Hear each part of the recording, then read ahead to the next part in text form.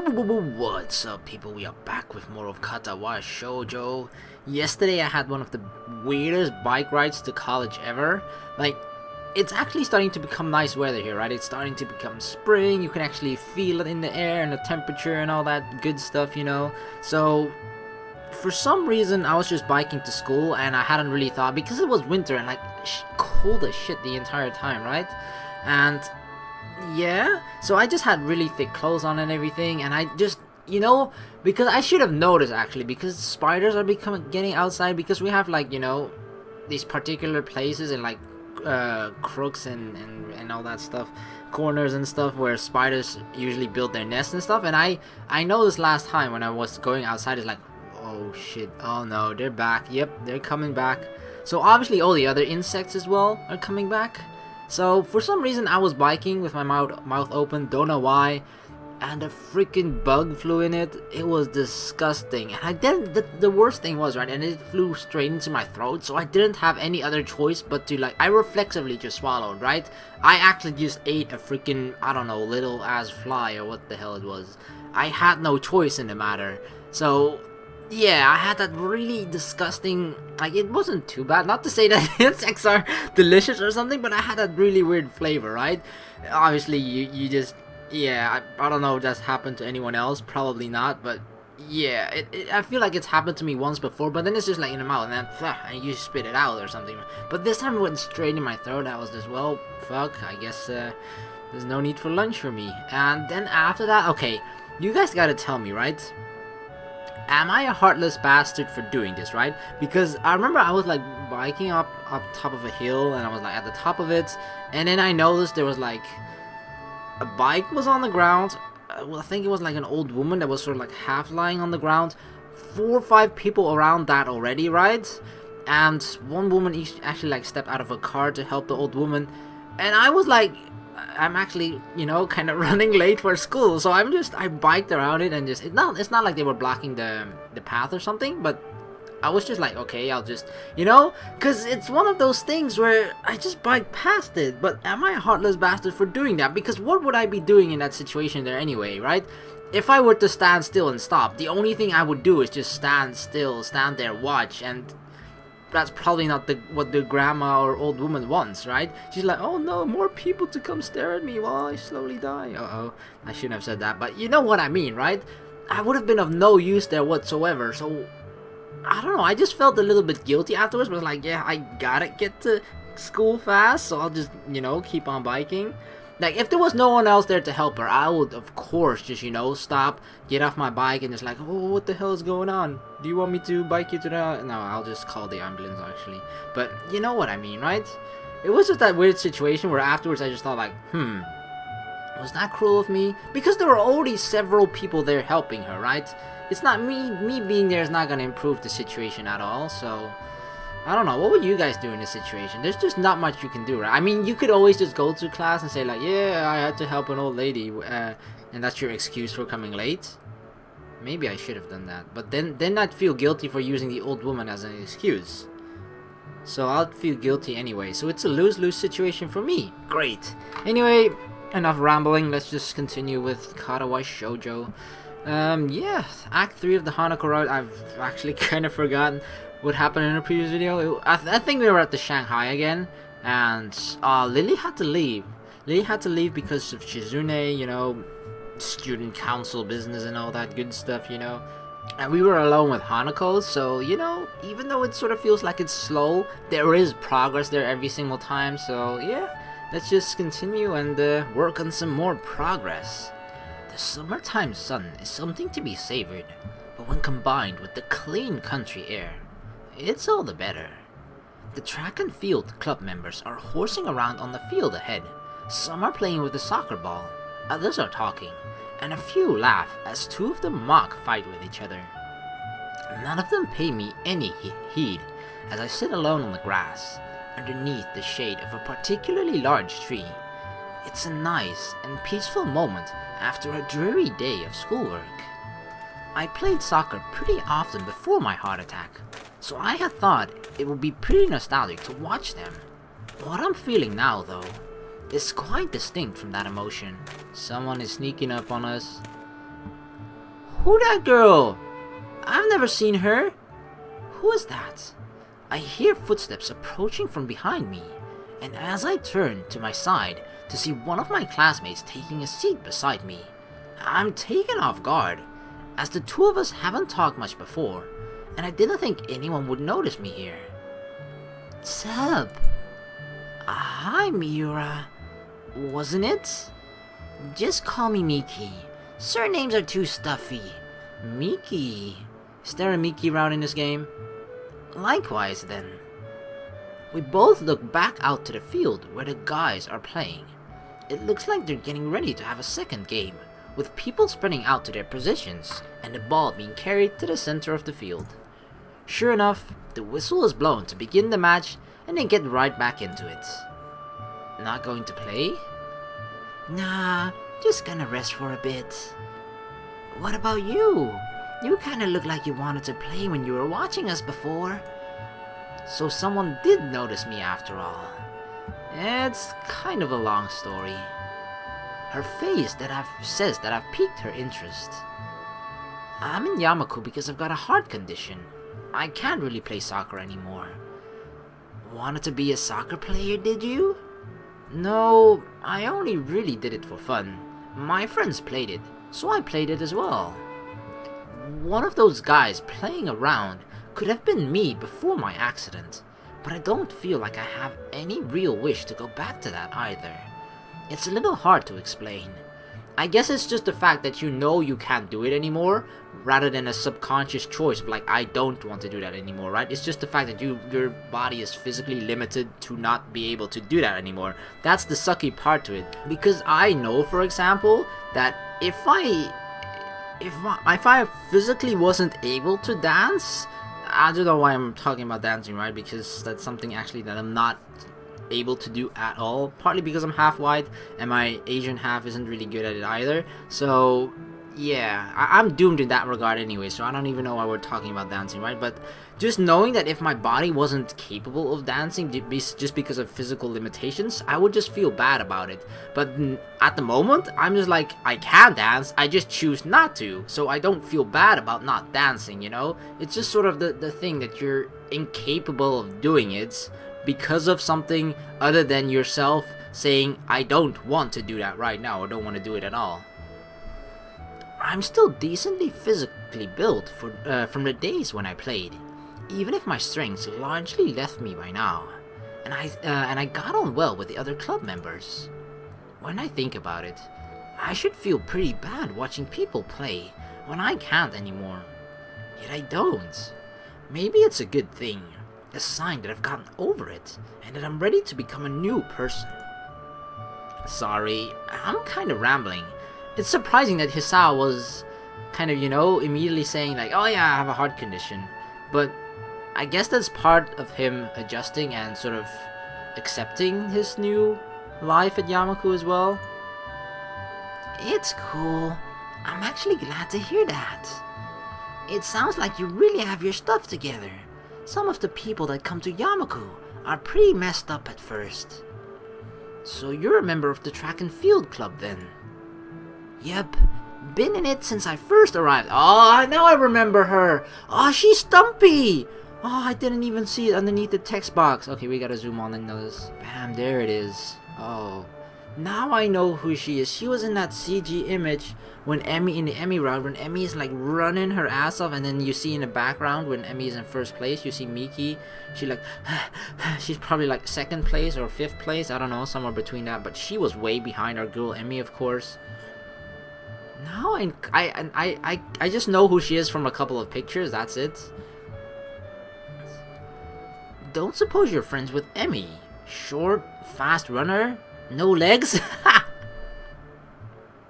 You could have just said no legs from the beginning. It's like, oh yeah, Emmy, I know who that is.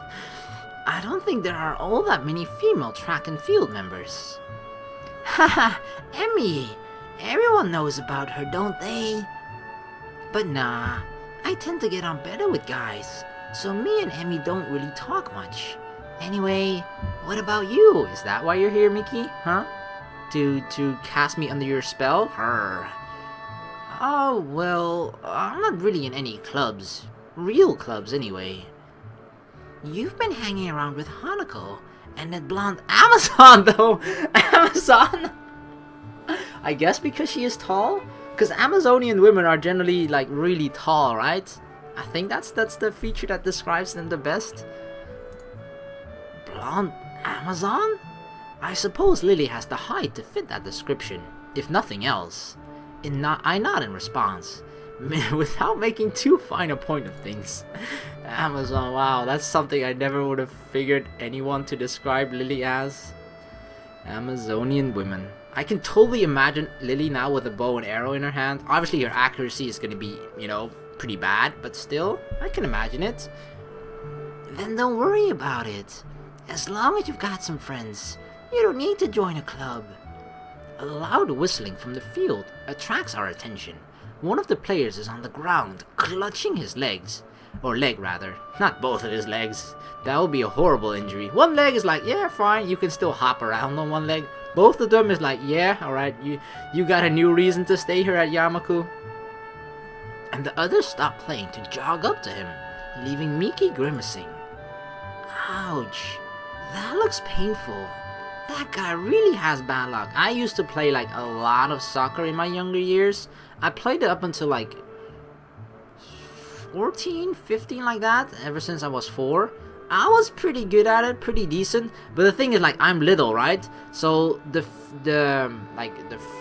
it skill? I wouldn't necessarily call it skill, but like the advantage that I had over all the other players usually, because I was obviously small and I was not that strong physically either, but I was really fast, so that's usually my strength. That's how I got past people. That's how I was able to outplay people that would usually be stronger, bigger than me, but the thing that always came with that is that when I passed them and people are like tackling, yeah, if they miss tackle, they get your ankles instead of the ball, and that shit hurts. It's not like I had weak ankles, but I always got kicked on it, and that sucked a lot. As she continues to look out onto the field, I can't help being reminded of her own injuries. Her left arm, ending in a stump rather than a hand, had been bandaged up for the entire time I've been in Yamaku. And her injury doesn't seem that new. It's just a fashion statement, right? She's like, oh yeah, like, I mean, I don't know. Maybe it's easier that way, or there's like a... I don't know how stumps work because I don't have one, nor have I ever seen one. But the thing is, right, usually when it like, I mean, if the part where it's cut off, there's gotta be like some sort... It's not like it's silky smooth all around, right? There's gotta be like some weird thingamajig sticking out or something. I don't know. Oh my god, I'm being so politically incorrect, but who cares? I don't mean it in a Miki, don't kill me, please. She's just gonna stuff that stump down my throat and like, oh. Okay. She turns to talk to me again, and catches me looking. Both of us sit in awkward silence as she takes her bandaged arm and holds it in her lap with the other remaining hand. Uh-oh. She caught us looking. Abort mission. Avoid eye contact at all possible cost. Like, this is one of those awkward moments, right? When you know something is sort of wrong with that person and you're trying to act normal with them, but then suddenly your eyes go to that thing that's wrong with them, and then you look at it, they catch you looking at it, and then you're just like, uh-oh, okay, we're fucked. We can't go do anything. I mean, what do you even do at that point? Do you just keep looking away, just like, okay, I didn't mean to do that? Do you look her in the eyes and it's like, I didn't mean to look at that? Or it's like, assert dominance or something? Not that that's gonna do anything in that situation. Sorry, I guess I'm still a bit...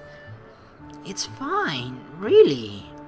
Her tone is light, but neither of us says anything afterwards. Every disabled student here has their own way of dealing with their problems, and some finding their conditions troublesome is only natural. I'm included among them after all.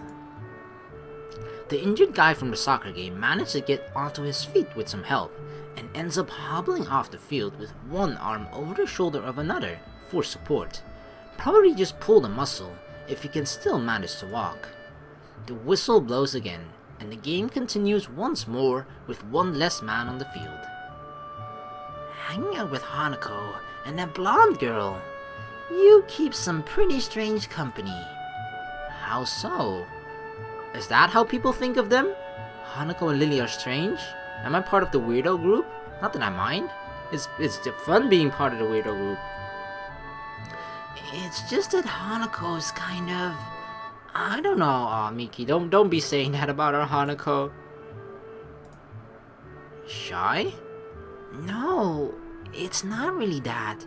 It's just... she's got some issues, I think.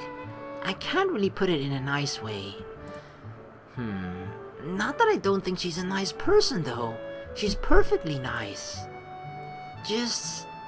hard to deal with. Oh, no. Why do you say that?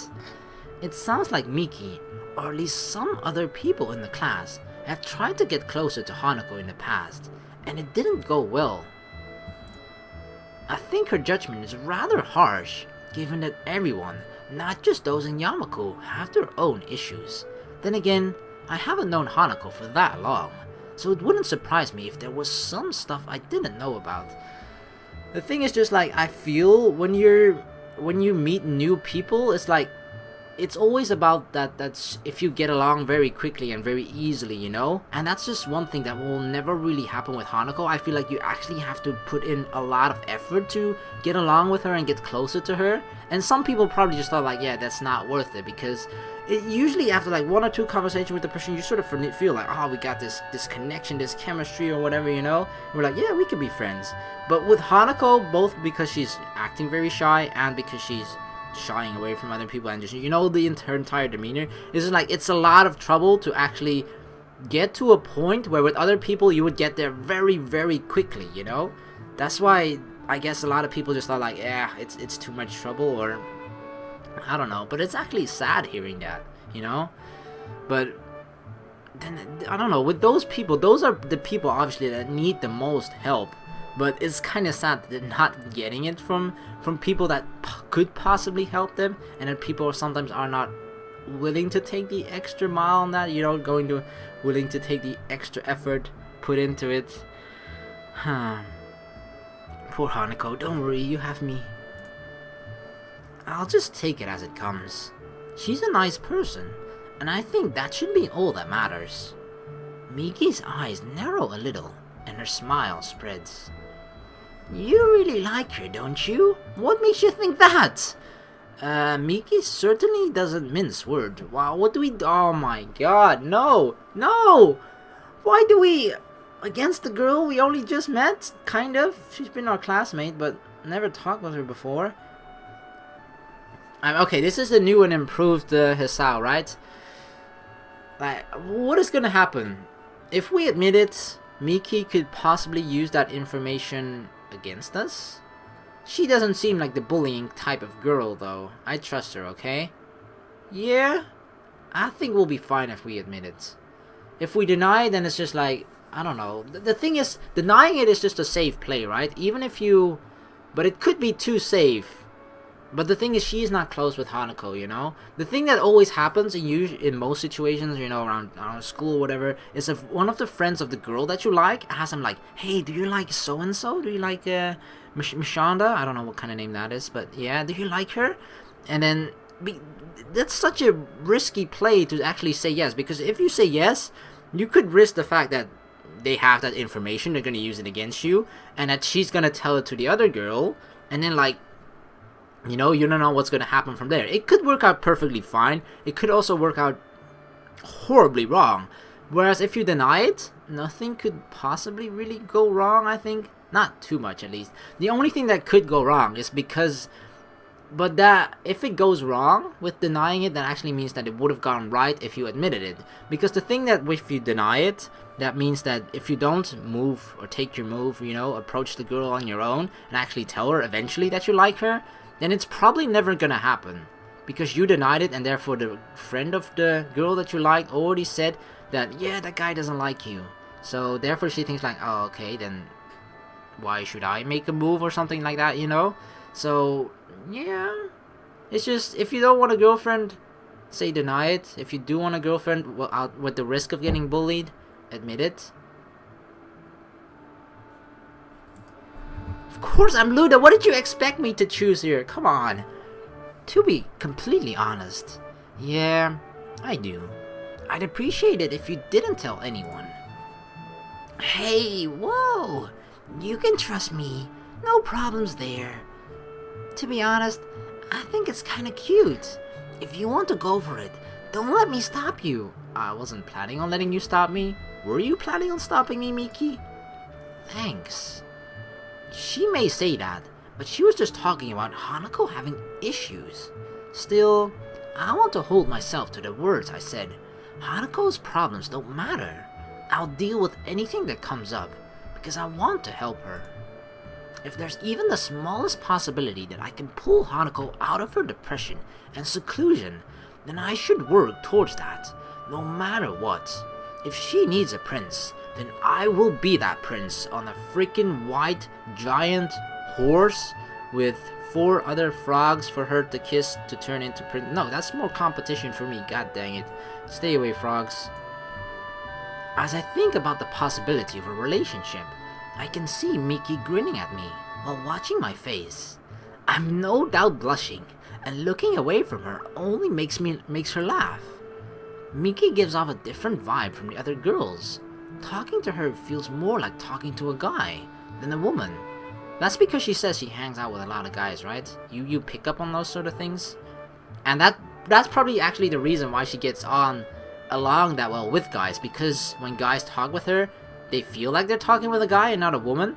Because, you know, it's just, for most guys at least, not every guy of course, but it's just, even there's the thought in your mind where you feel like you're talking to a girl, it makes you more conscious of what you're saying, what you're doing, and be more careful, more on your toes, and you feel like you can't say certain stuff that you could say to guys and that sort of thing, you know? But the fact that she gives that impression that you're actually kind of like talking to your guy, you put your guard down, kind of almost, you know? Because to a woman, you want to display your best possible version of yourself, and to do that, you actually have to sort of keep up your guard as well.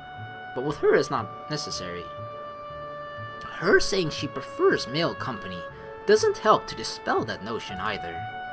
Glancing at my watch shows that lunch break is ending in only a few minutes. Time's to start heading back to class.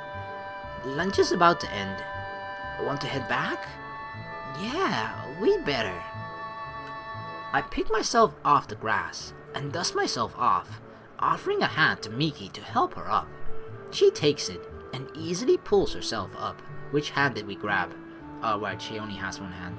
Showing the muscles moving in her toned bare arms in the process. Ooh, muscle girl! Come to think of it, why aren't you wearing the normal girls' blouse? It's too hot and constricting. The boys' uniform is better anyway.